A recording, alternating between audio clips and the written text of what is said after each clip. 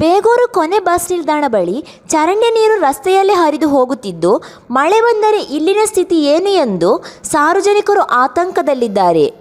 ಇಲ್ಲಿ ದಿನನಿತ್ಯ ಪ್ರಯಾಣಿಸುವ ಜನಸಾಮಾನ್ಯರು ಮೂಗು ಮುಚ್ಚಿಕೊಂಡು ಹೋಗುವ ಪರಿಸ್ಥಿತಿ ನಿರ್ಮಾಣವಾಗಿದೆ. ಈ ಕೊಳಚೆ ನೀರು ಹರಿದು ಬರುವ ಸ್ಥಳದಲ್ಲಿ ಬಸ್ ನಿಲ್ದಾಣ, ಸಮುದಾಯ ಭವನ ಮತ್ತು ಒಂದು ಚಿಕ್ಕ ಚರ್ಚ್ ಸಹ ಇದೆ. ಸಂಜೆ ವೇಳೆ ಮಳೆ ಬಂದಾಗ ವಾಹನ ಸವಾರರು ಈ ಭಾಗದಲ್ಲಿ ಭೀತಿಯಿಂದಲೇ ಹೋಗುವಂತಾಗಿದೆ.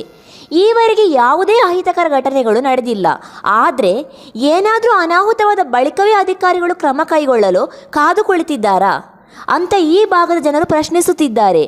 ಜನರು ಗುಂಡಿಗೆ ಬಿದ್ದು ಪ್ರಾಣ ಹಾನಿಯಾಗುವವರೆಗೂ ಕಾಯದೆ ತಕ್ಷಣವೇ ರಸ್ತೆಯನ್ನು ಸರಿಪಡಿಸಿ ಸಾರ್ವಜನಿಕರಿಗೆ ಅನುಕೂಲ ಮಾಡಿಕೊಡಬೇಕು ಎಂದು ಇಲ್ಲಿನ ಸಾರ್ವಜನಿಕರು ನಮ್ಮ ತುಮಕೂರು ವಾಹಿನಿ ಜೊತೆಗೆ ಅಳಲು ತೋಡಿಕೊಂಡರು.